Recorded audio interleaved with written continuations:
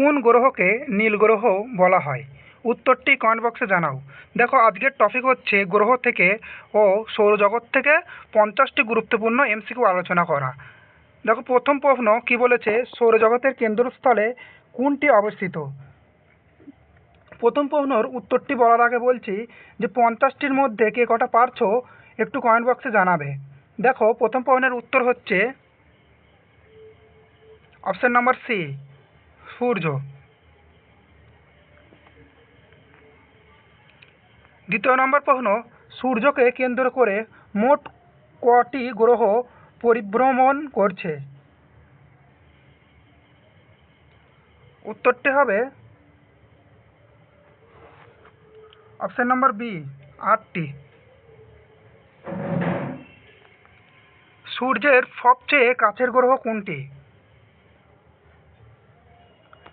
উত্তর হয়ে যাবে অপশন নাম্বার সি, বুধ। সৌরজগতের দ্বিতীয় গ্রহ কোনটি? অর্থাৎ বুধের পর কোন গ্রহটি আছে? উত্তর হয়ে যাবে অপশন নাম্বার বি, শুক্র।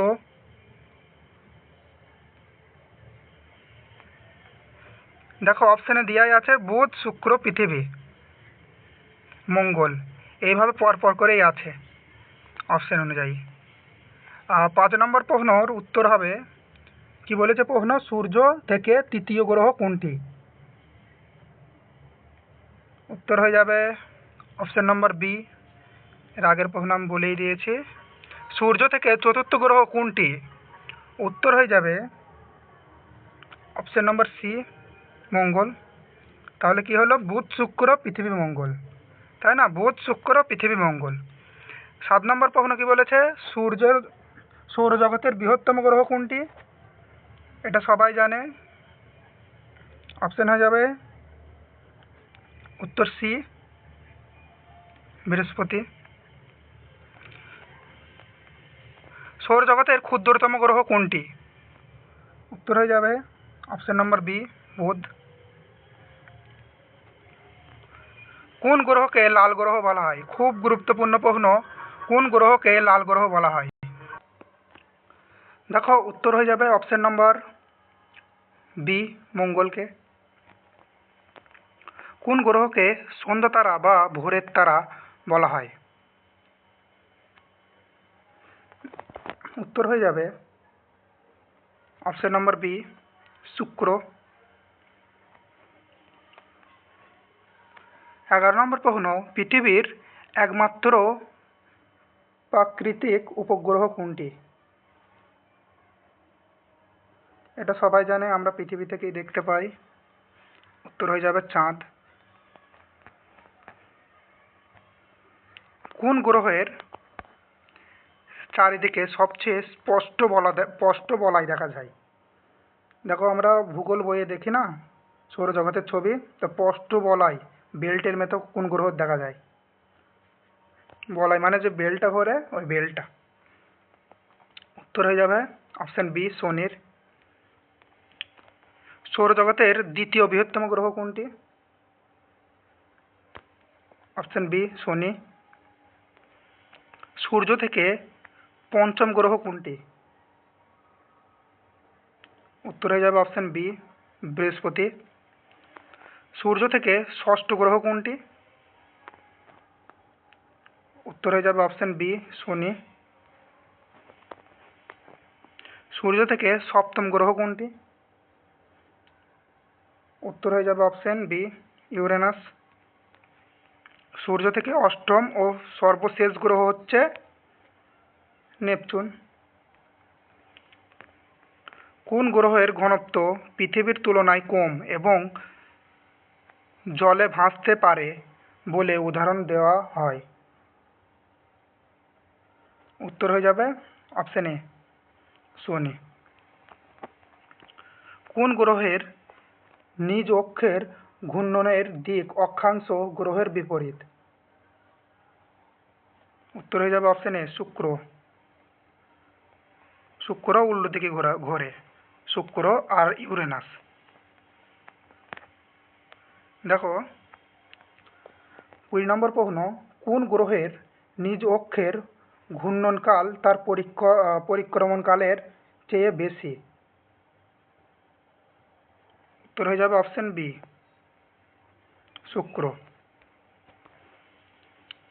পৃথিবীর সূর্যকে একবার প্রদক্ষিণ করতে কতদিন সময় লাগে? কত সময় লাগে? এটা প্রদক্ষিণের কথা বলা হয়েছে। উত্তর হয়ে যাবে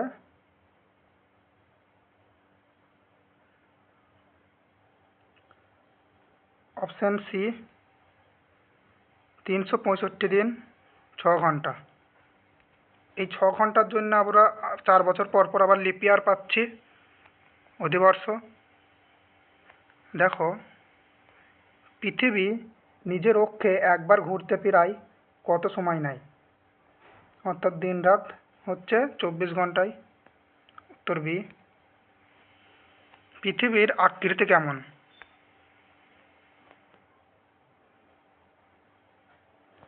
উত্তর হয়ে যাবে অপশন নাম্বার সি, মেরু অঞ্চলের চাপা গোলাকার। পৃথিবীর সবচেয়ে কাছের নক্ষত্র কোনটি?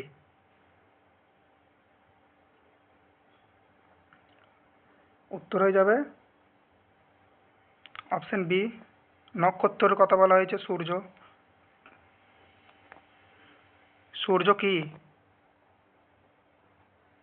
আগেই বলে দিলাম সূর্য নক্ষত্র। চাঁদ? চাঁদ তো সবাই জানে, এটা পৃথিবীর উপগ্রহ, প্রাকৃতিক উপগ্রহ। চাঁদের নিজস্ব আলো আছে কি? উত্তর হবে নেই। 28 নম্বর প্রশ্ন, চাঁদ পৃথিবীর চারদিকে একবার ঘুরতে প্রায় কত সময় নেয়? এখানে অপশন অনুযায়ী 27.3 দিন। অন্যান্য বইয়ে আছে, 6-এর বইয়ে দেখলাম এটি 29.5 দিন আছে। ঠিক আছে, তোমরা দেখে নেবে একটু এটা।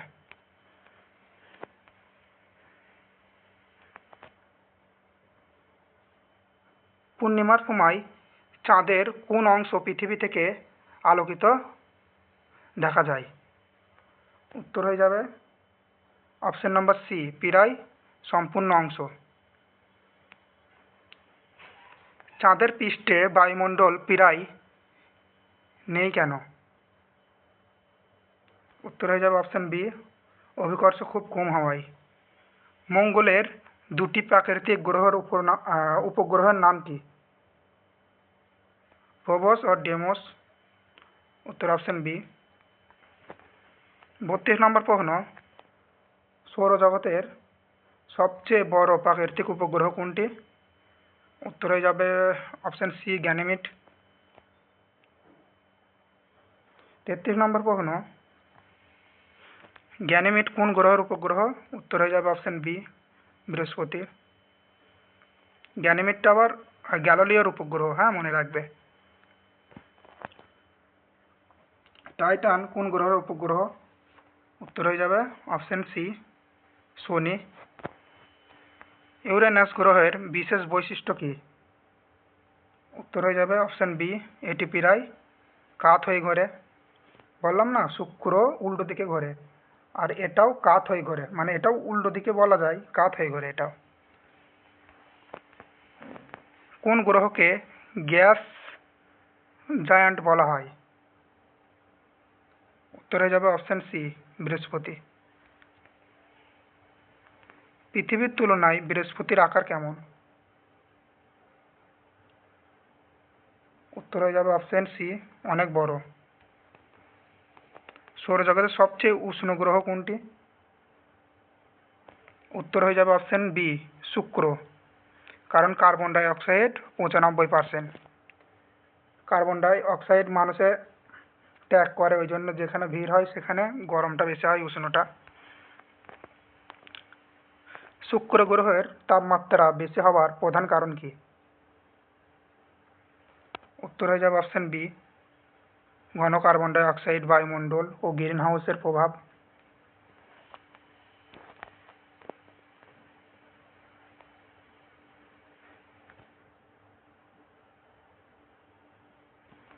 দেখো 40 নম্বর প্রশ্ন, বুধ গ্রহের কোনো প্রাকৃতিক উপগ্রহ আছে?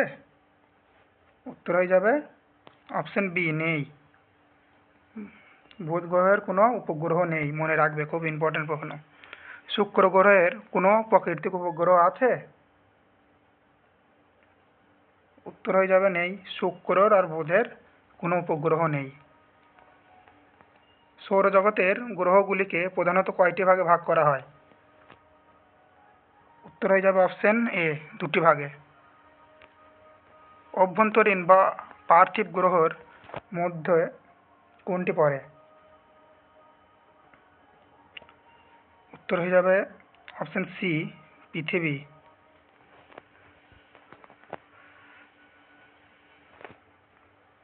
নিচের কোনটি বহিস্থ বা দৈত্য গ্রহ বলা হয়? দেখো, বুধ, শুক্র আর পৃথিবী এগুলো তো অন্তস্থ গ্রহ। উত্তর হয়ে যাবে অপশন অনুযায়ী অপশন ডি, নেপচুন। গ্রহাণুপুঞ্জ প্রধানত কোন দুটি গ্রহের মধ্যে অবস্থিত? উত্তর হয়ে যাবে অপশন সি, খুব ইম্পর্টেন্ট প্রশ্ন, মঙ্গল আর বৃহস্পতি। প্লুটো বর্তমানে কি হিসাবে শ্রেণীবদ্ধ? উত্তর হয়ে যাবে অপশন সি, বামন গ্রহ।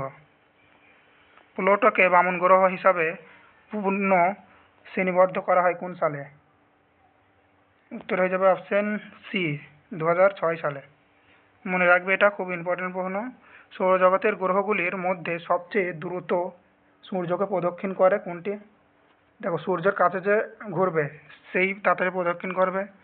বুধ সবথেকে কাছের গ্রহ, তাহলে বুধ অ্যান্সার হয়ে যাবে।